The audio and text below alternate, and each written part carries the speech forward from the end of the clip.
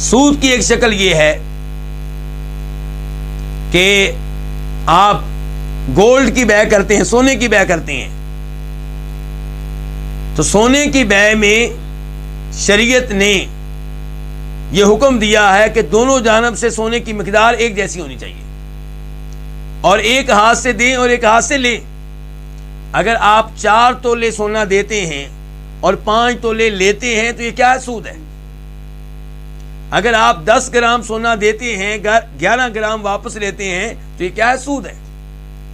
ایسے ہی آپ نے گولڈ کسی کو دیا ابھی اور اس سے آپ واپس لیتے ہیں 1 گھنٹے کے بعد یا 1 دن کے بعد یا 1 مہینے کے بعد، تو یہ اس کو بھی شریعت نے سود قرار دیا ہے۔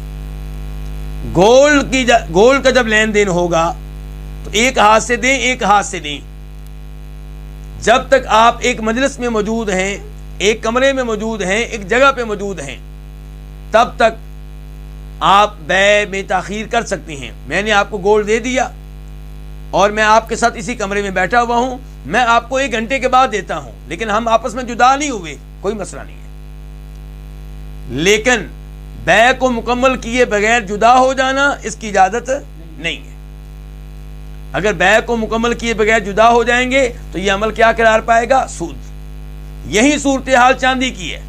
چاندی کے ساتھ جب بیع ہوگی تو دونوں طرف سے مقدار ایک ہونی چاہیے، اور دوسرے نمبر پہ آپ کو ادھار کی اجازت نہیں ہے۔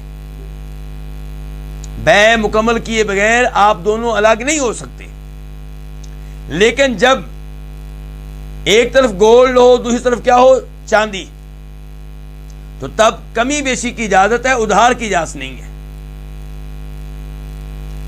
میں آپ کو 1 تولہ گولڈ دوں گا اور اس کے بدلے میں آپ سے چاندی لوں گا، تو ظاہر ہے کہ گولڈ کی قیمت اور ہے، چاندی کی قیمت اور ہے۔ تو یہاں پہ شریعت نے اجازت دی ہے، کیونکہ جنس تبدیل ہو گئی ہے۔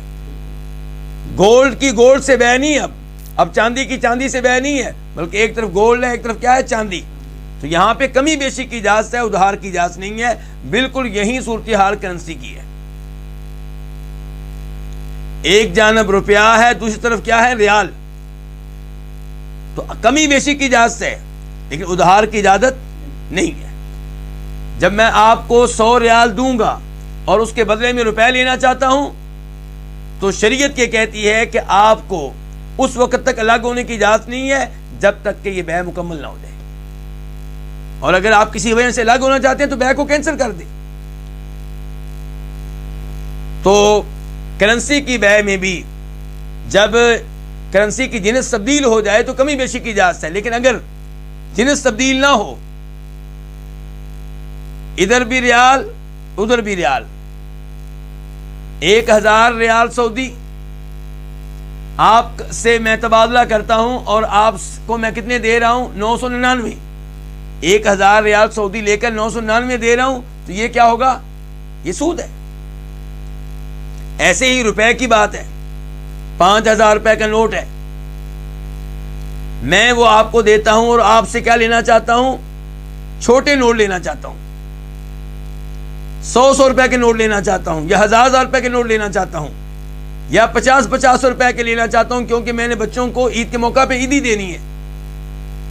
تو آپ کہتے ہیں کہ میں 5050 روپے لوں گا اور بدلے میں آپ کو 5000 روپے کے چھوٹے چھوٹے نوٹ دوں گا۔ تو ایک طرف کیا ہو گیا؟ 5000 روپے، دوسری طرف کیا ہو گیا؟ 5000 اور 50 روپے۔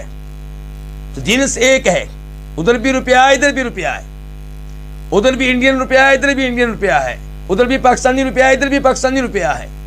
تو یہاں پہ کمی بیشی کی اجازت نہیں ہے اور ادھار کی بھی اجازت نہیں ہے۔ جب جنس ایک ہے تو کمی بیشی کی بھی اجازت نہیں ہے اور ادھار کی بھی اجازت نہیں ہے، اور جب جنس تبدیل ہو جائے، ایک طرف روپیہ ہے دوسری طرف ریال ہے، ایک طرف روپیہ ہے دوسری طرف ڈالر ہے، تو یہاں پہ کمی بیشی کی اجازت ہے، لیکن ادھار کی اجازت نہیں ہے۔ ادھار کریں گے تو کیا ہوگا؟ سود ہوگا۔ کرنسی کا حکم وہی ہے جو کس کا حکم ہے؟ گولڈ کا اور چاندی کا۔ تو یہ کتنی چیزیں ہو گئیں؟ 2، گولڈ اور چاندی۔ اور کرنسی کا تذکرہ تو میں نے اس لیے کیا ہے کیونکہ کرنسی کا وہی حکم ہے جو گولڈ اور چاندی کا ہے۔ نبی علیہ السلام نے 6 چیزوں کا نام لیا ہے۔ ان میں سے 2 میں نے ذکر کر دی ہیں، 4 اس کے علاوہ ہیں۔ گندم کی گندم سے بے، وہاں پہ بھی یہی حکم ہے۔ جو کی جو سے بے، وہاں پہ بھی یہی حکم ہے۔ کھجوروں کی کھجوروں سے بے، وہاں پہ بھی یہی حکم ہے۔ نمک کی نمک سے بے، وہاں پہ بھی یہی حکم ہے۔ تو سود کی یہ 2 قسمیں بنتی ہیں، ایک یہ ہے کہ قرضہ دے کر اس پہ فائدہ اٹھانا، اور دوسرا یہ ہے کہ ان 6 چیزوں میں شریعت کے احکام کی پابندی نہ کرنا۔